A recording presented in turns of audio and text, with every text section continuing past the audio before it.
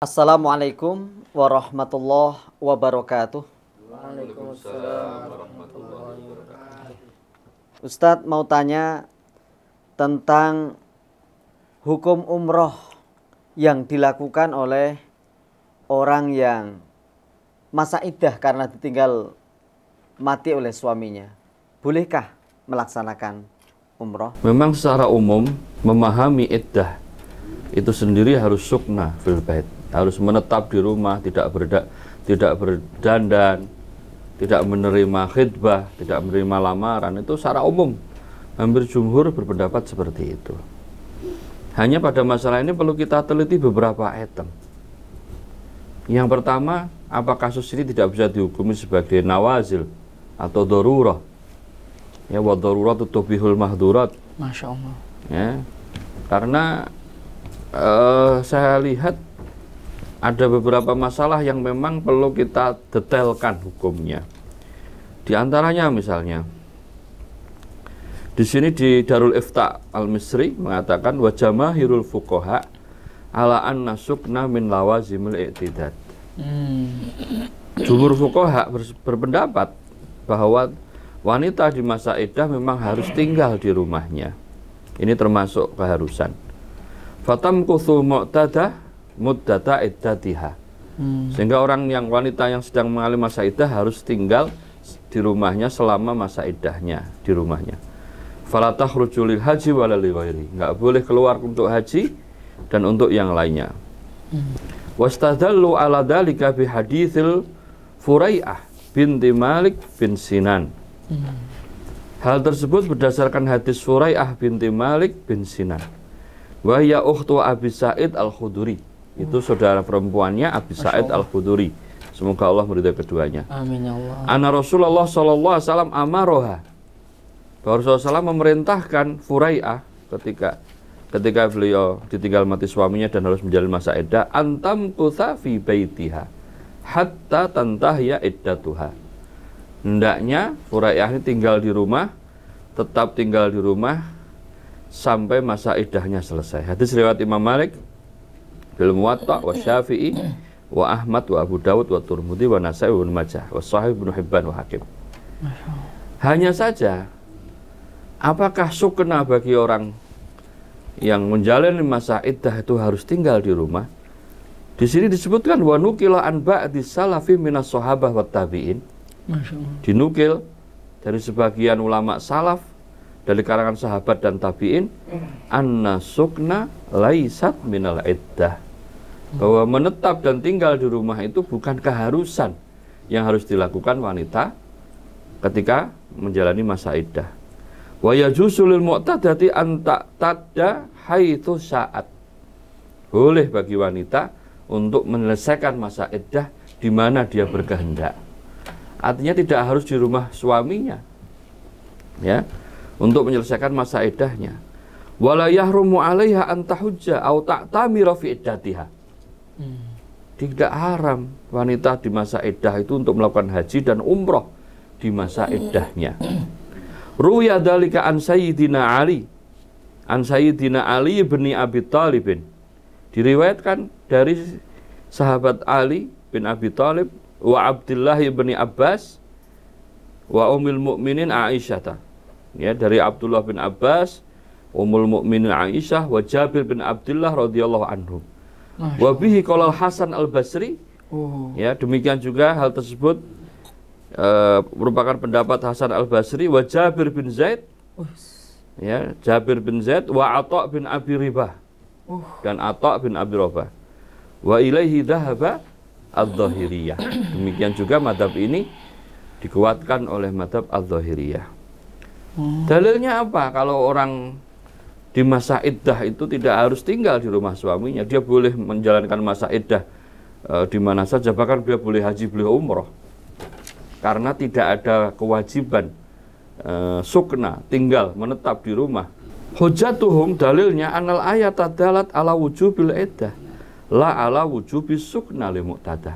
Ayat walil mutallaqati yatarabbasna bi anfusina salatata quru awal waladina yutawaffana minhum fayatarabbasuna bi anfusihim arba'ata asyhur wa asyrah, misalnya itu ya.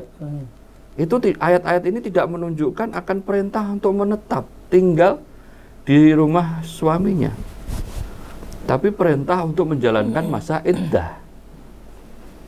Wa ajabu an hadis bi annahu dhaif. Bisa jadi hadis ini dhaif. Wa annahu fardu sihatihi fa innahu waqi'atul ain. Kalau seandainya hadis ini sahih, bisa jadi ini hadis kekhususan. Ya, jadi khusus untuk Rufai'ah tadi. Terkait dengan fenomena perempuan iddah itu sebenarnya nggak cuma, tidak hanya dalam urusan haji dan umroh, tapi juga dalam hal-hal yang lain seperti keluarga yang di situ istrinya itu wanita karir yang menjadi penopang itu ya. Mungkin suaminya ada sakit tahunan, istrinya selama ini yang menopang karir, yang pontang-panting ke sana kemari. Nah, ketika suaminya meninggal, ketika iddah itu butuh waktu 3 bulan berhenti bekerja, nanti anaknya itu bagaimana? Nah, sehingga dalam masalah iddah itu, jika merujuk pada fikih normatif ya, hukum normatif fikih, itu pasti jawabannya tidak boleh itu. Pasti jawabannya tidak boleh haji, umroh, kerja dan sebagainya. Tapi jika kembali kepada kaidah-kaidah usul fikih, kaidah-kaidah fikih, itu akan ditemukan solusi-solusi di mana ada kondisi yang iddah itu perlu difahami secara utuh kembali begitu. Termasuk yang harus dipahami sebenarnya adalah kenapa sih di dalam Islam itu kok ada iddah begitu. Kenapa iddah itu kok cuma untuk perempuan, kok tidak untuk laki-laki juga? Nah itu. Nah di sini saya ingin menyampaikan tujuan utama daripada iddah itu ya. Ada sebuah istilah yang mirip dengan iddah yang disebut dengan ihdad. Kalau ihdad itu tarku zinah itu ya. Meninggalkan atau tidak boleh memakai hiasan-hiasan, tidak berhias, tidak bercolek, tidak berdandan begitu. Namun para ulama menjelaskan terkait dengan hikmah adanya iddah, bahwa iddah itu sebenarnya adalah bentuk penghormatan terakhir istri kepada suami yang meninggal dunia. Karena ketika seseorang suaminya meninggal, karena di dalam Islam istri itu lebih dituntut untuk hormat patuh kepada suami. Itu berbeda dengan suami ke istri begitu. Sehingga ada sebuah hadis itu, seandainya orang itu boleh sujud ke orang lain, maka saya akan menyuruh istri untuk sujud kepada suami. Saking idzamu haqqi zauj ala zaujah, saking besarnya hak seorang suami atas istrinya begitu. Kemudian juga ada hal penting yang terkait dengan iddah, yaitu yamna'u tasyawufa arijal ilaiha, yaitu supaya mencegah laki-laki untuk tidak mendekati atau tidak tertarik terhadapnya. Karena kalau dia itu kemudian tidak melaksanakan iddah dan keluar rumah, apalagi dandan, kemudian ada laki-laki yang tertarik, sedangkan perempuan itu kemudian tertarik juga, kan akhirnya nanti akan terjadi akad pernikahan, dan dalam akad pernikahan nanti iddahnya belum selesai terus terjadi akad pernikahan, nanti akan ada ikhtilatul ansab, jadi percampuran nasab atau mani ya, mohon maaf, percampuran mani. Jadi barangkali hal itu yang diharamkan, sehingga ma'adda ilal harami fahuwa haram, dan apa yang menyebabkan sesuatu yang haram itu juga diharamkan. Melihat daripada hikmah atau tujuan utama daripada iddah itu adalah hal seperti ini, maka sebenarnya selama perempuan itu mampu untuk untuk menjaga dirinya selama menjalankan iddah, meskipun dia pergi umroh, pergi haji, atau kerja, yang kalau di dalam dunia kerja itu kan tidak ada cuti suami meninggal ya, yang ada kan cuti melahirkan, cuti ini. Kalau suami meninggal paling cuti hanya beberapa hari begitu. Maka kemaslahatan itu yang harus diperhatikan dalam memahami masalah iddah. Baik, pemirsa Al-Kalam, tadi sudah lengkap ya dari Ustadz Sigit dengan mengambil beberapa kaulnya sahabat, kaulnya tabi'in, ulama-ulama salaf. Memang kata beliau, baik jumhur ulama, jumhur fuqaha, hukum aslinya orang yang iddah memang tinggal di rumah selama masa iddah. Namun karena suatu hal tadi termasuk yang berkaitan dengan pertanyaan, beliau menekankan atau beliau mengambil kaidah ad-daruratu tubihul mahdurat. Artinya boleh untuk haji dan umroh. Kemudian tadi tapi tetap ada batasan-batasan, di sana tetap berhati-hati.